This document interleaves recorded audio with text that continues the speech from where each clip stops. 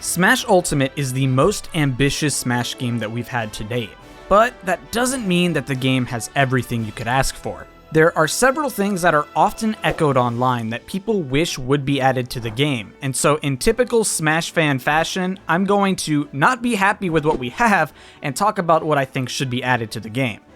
First, let's talk about two online game modes, Squad Strike and Smashdown. Taking both of these online has been asked about since day one, and rightfully, because there's such a cool spin on how to play the game that people were obviously very anxious to play them, and they wanted to play them online with their friends that might not be in the same room. But alas, these two game modes were left local only, which honestly is a really odd choice because there isn't anything particularly crazy that would require them to be local only. It doesn't seem like it would be super complicated to take the coding for the removal of character icons or changing characters between stocks and putting that into an online game mode. At most, you would just need a special arena type limited to only 2 players or something with a special character select screen prior to the actual match. Fortunately, it seems that the future may be bright with regards to both of these requests. When Home Run Contest was announced, Sakurai hinted that it would probably be the final mode released, but data within the game actually seems to contradict this. Data miners have found entries for several modes dating back to the release of the game,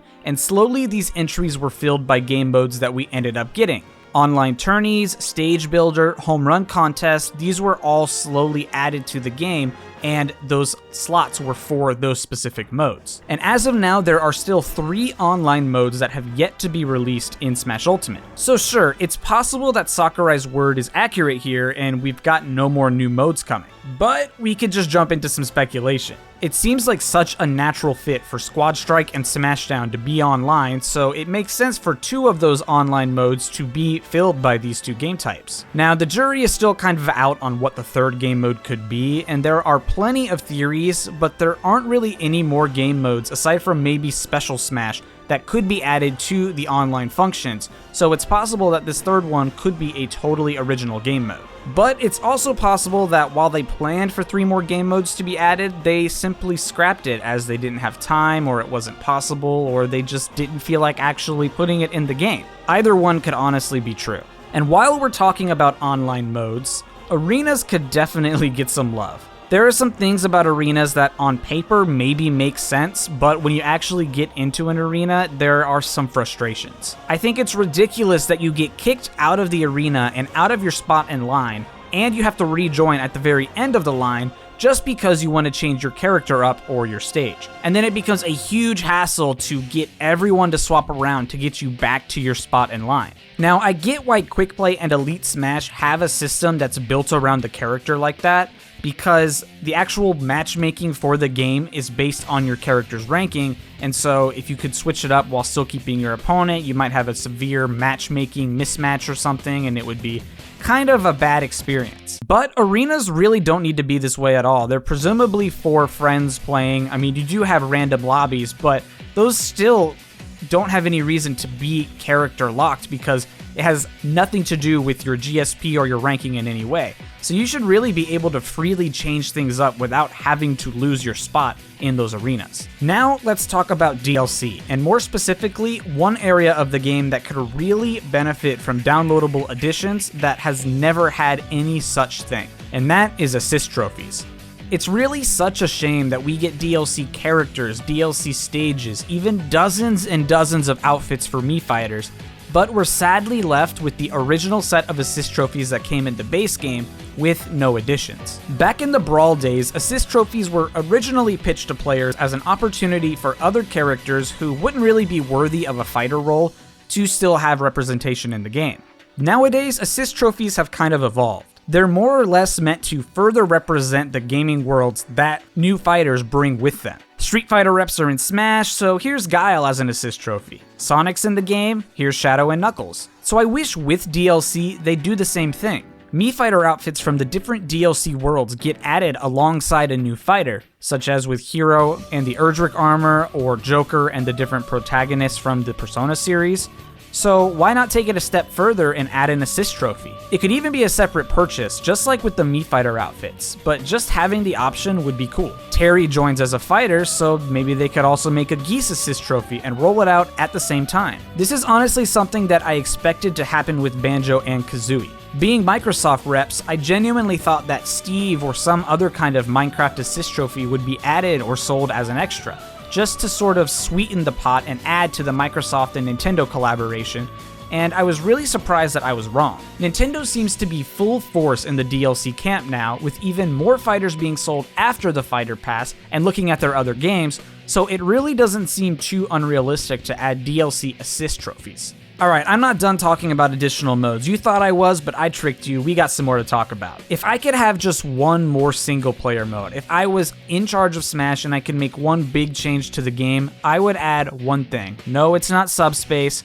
I'm talking about All-Star mode. But not just All-Star mode, a true All-Star mode. With Smash Ultimate having such a focus on every single fighter returning, I'm genuinely shocked that they didn't take this opportunity to make the biggest All-Star mode that we have ever had. Instead, we got this. A game type for Mob Smash, which takes the concept of All-Star and just kind of ruins it. Alright, it's not horrible, it's a neat spin on Mob Smash, but I just think that the removal of All-Star mode, a core mode of Smash if you ask most players, I think that's just sad. I get that we're pushing 80 characters in the game, but man, imagine how cool it would be to fight through all 80 characters that have ever been in Smash in a true All-Star mode. Now I get that there's the idea that we kind of have too many fighters and that would make All-Star really hard, but I just kind of disagree. I think if you up the healing items like in Smash 4 and then you maybe reduce the CPU's AI by a level or two, I think that would balance it out really well, and I don't see it as much of a problem. Just imagine, Sakurai announces the final DLC character. It's Iron Man or Goku or whoever.